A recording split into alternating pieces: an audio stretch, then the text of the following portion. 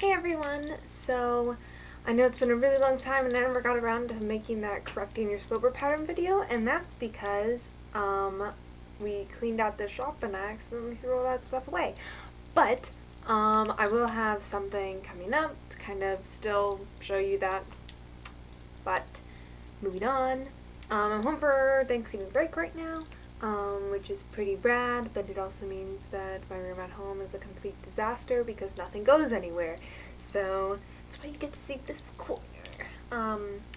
So I've been asked several times to do a video about making blouses. Right now I'm not constructing a blouse currently, but I have a blouse that I brought with me, and so I would just gonna talk through my process of constructing a blouse.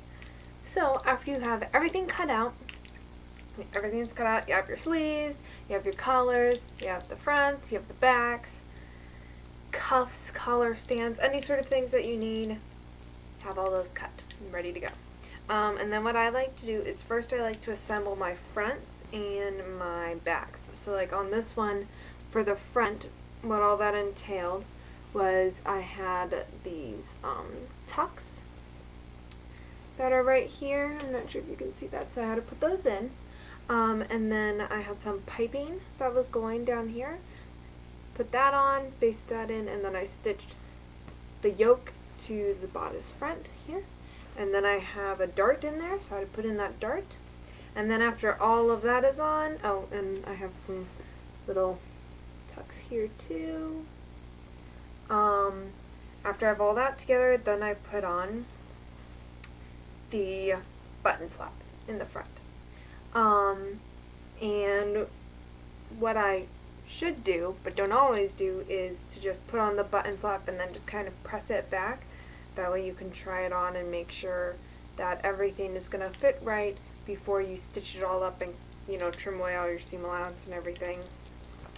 So I assemble both sides of the front, and then I come to the back, and the back has the same dealy-bow going on with tucks over here and tucks all in here and stuff. So I put all that together, put in the piping, put on the back, and then I stitch, finish off your insides. So I have a serger, so I serge my insides. Sometimes I'll do like felled seams, or like I'll just turn or whatever. Sometimes, I don't know, I don't feel like having serged insides because I think it looks a little messier, but it's just me. But often I'm too lazy to do anything. So then I stitch my sides together and my shoulders together. So then you have like this little cute vesty thing going on. And then what I do is one of two things. I either construct my collar or I do my sleeves. Depends on what I feel like doing at the moment, because both of them kind of suck. But, so if we go with sleeves, I'll put in my gathering stitches, I'll sew up the underside of my sleeve, and insert that, set that into the bodice. And then if it has a cuff, which, I hate doing cuffs. It's really something I should work on, but, yeah. So I construct my cuffs, and with, I do cut my cuffs different ways.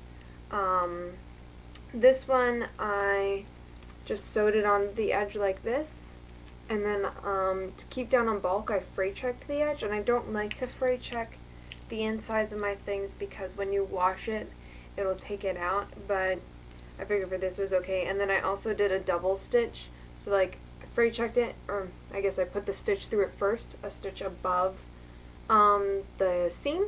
That way it kind of like gives it a little bit extra something to keep the thread from coming out, and then I fray checked it, and then you just turn it up, and it's got some cute little piping around there. And yeah, and these are just my cuffs here. These are just two pieces with some interfacing in between. Bag them out, so you like sew around the edges with one side open, then you bag them out, and then I just stitched that onto my cuff. And another thing I don't often do is I'll be like, oh, well, this is what my measurement is, so of course it'll fit. You should always try, double check things and stuff, because these ended up being like a smidge too small, and so I had to like do some fugly thing with the placket in the back. Placket. So after I have that in, this one was kind of unique because where I wanted the point on this to sit. I wanted it to sit like here, and so instead of putting, which is normally where your placket would be, but I wanted to have that point, so I just put the placket in the seam, which runs like somewhere around here. But oftentimes you have to, you know, do a slash placket and crazy with figure stuff. I don't know what that word was. So then you're going to put in your plackets, and then you got a little cuff and sleeve. And then with collars, my collars, I often like them to be a little stiffer, so I'll put some like really good interfacing in it. And sometimes for interfacing, I'll just use like, you know, I'll have scraps of some really thick fabric I'm never ever going to use, and I'll use that for interfacing sometimes if it's not going to show through. So same deal on the collar, you know, bag it out. Again, check the measurements on your collars. Collars are my enemy, but I'm not going to go in that right now. Bag it out. This one has some little trim going around it, so I put on the trim. And then for collar stands, well, there's different ways you can do this, but how I did this one was I actually sandwiched my collar in between the collar stand pieces, and then I just like stitched around it and then folded it down, and then the collar pops out the top and this comes down, and then I just put on the collar like a waistband. And then buttons and buttonholes, hem the bottom. So that's how I do it.